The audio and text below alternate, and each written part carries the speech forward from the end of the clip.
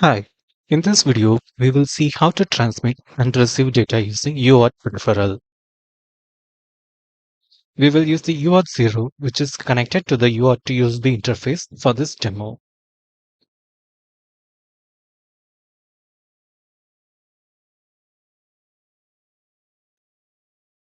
Before we create our example project, let's clean up the view so that we can focus only on the required sections.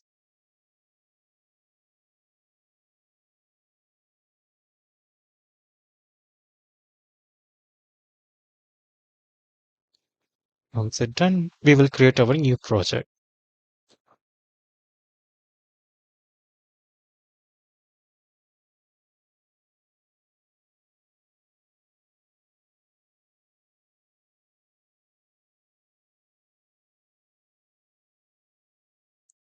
Let's give our project name as Uart and check whether the Uart module has been enabled.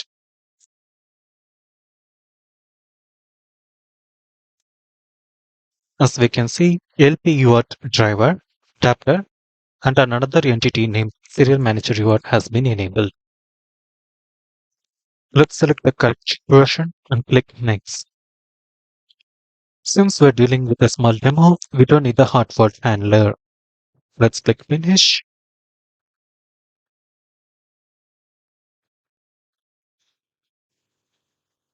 A template has been created for us.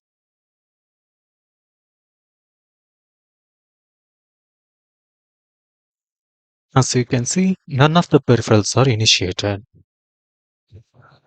To enable them, we need to add the peripherals one by one. Let's go to the pin configuration tool and select the UART RX and TX pins.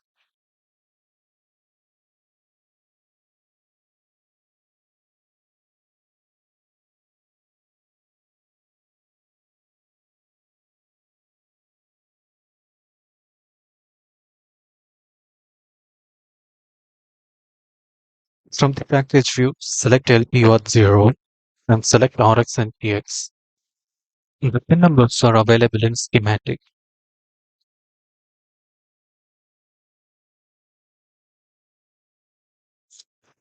Once the pins are selected, the clock for the LP0 needs to be enabled. Locate the LP0 clock and enable it.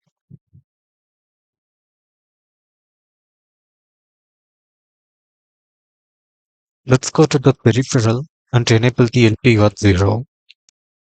Select the device-specific LP0 driver and click OK. Since the default configuration is enough, select Update Code option.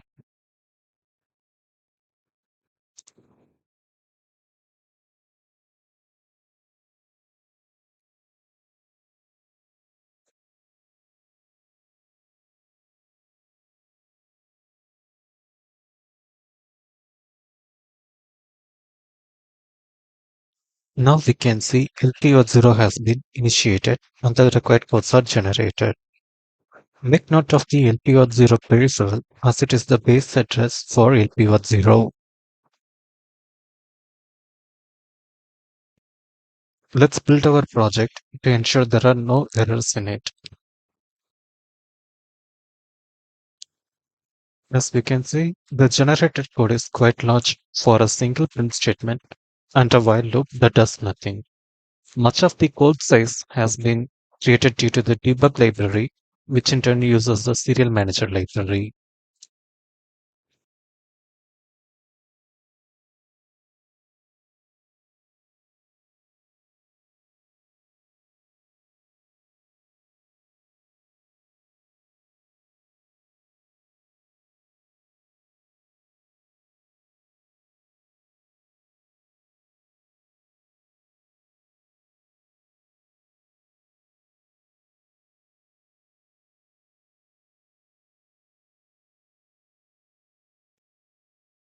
The end of all this function call is our required LPOT write blocking method, which we will use to send our message.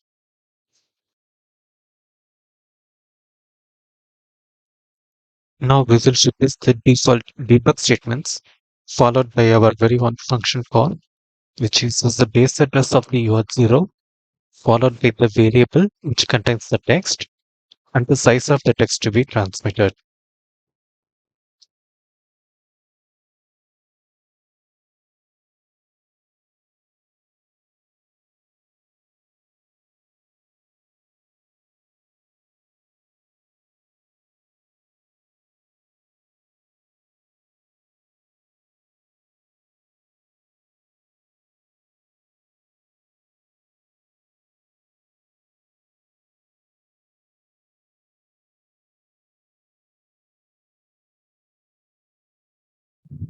We have to subtract the value by 1, otherwise null character will be printed as well. Let's build our application to check whether there are any errors in it. The generated binary size has been reduced by 1k.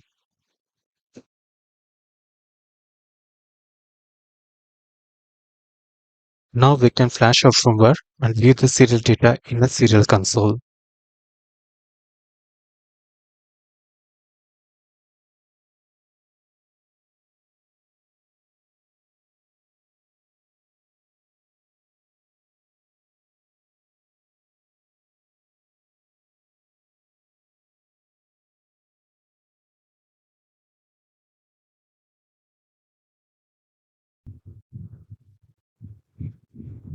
We are seeing hello world twice because once the debug option is enabled, it exits the application mode by which one hello world is already printed. Since I have clicked continue, it also prints the hello world again. Let's do step by step debugging this time to see when exactly the print statement is printed.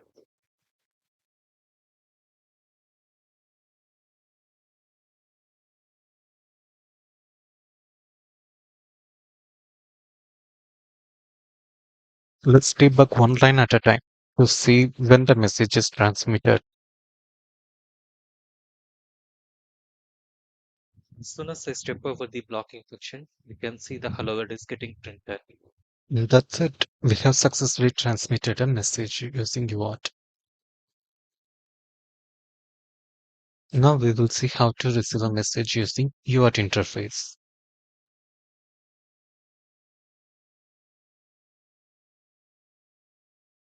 We will try to receive 10 bytes of data in our read buffer. Since we will be using a blocking receive function, microcontroller would move past until the 10 bytes are received.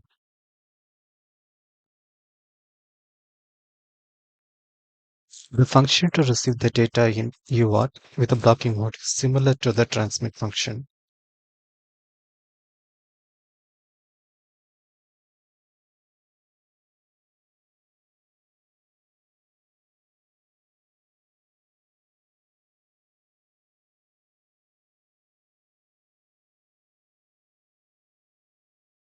That's it. Now we will build our application to ensure there are no errors in it. Since the default serial console doesn't support any byte data transmission, we will use a separate application called HTEM to send the byte data.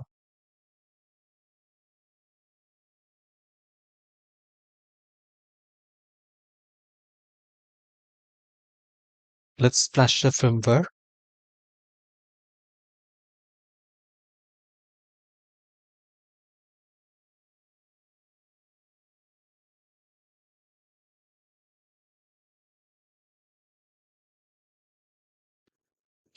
Since we haven't added any breakpoints, we don't know what state the microcontroller is currently in. The variable I was initialized right after the blocking function. So since we are not expecting the controller to move past the blocking function, it should be uninitialized. Let's add it to our watch expression. Let's add our receive buffer to the watch expression as well. We are getting errors in the watch expression because I was not initialized and the receive buffer is filled with garbage values. On hitting pause, we can see our controller is stuck somewhere in the read blocking function.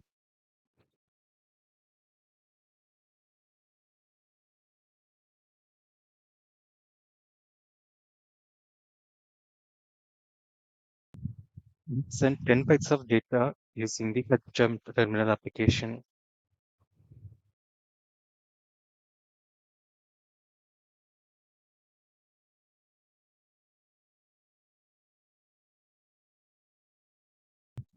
There is a bugging debugging option which didn't let us view the data in the read buffer. Let's try debugging again.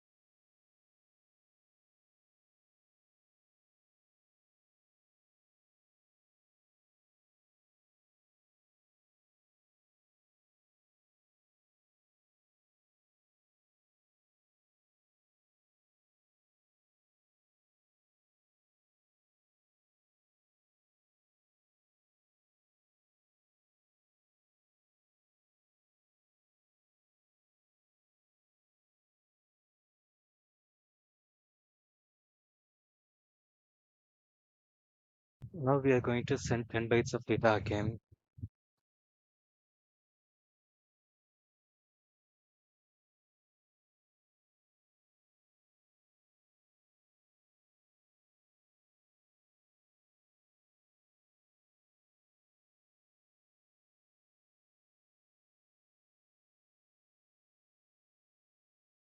As soon as I hit the send option, we can see that read buffer is filled with the data we transmitted using the HTML application. And we can see all our data populated neatly in the read buffer. This is how we can do the transmit and receive option in polling mode using LPUAT 0 peripheral. Thank you for watching.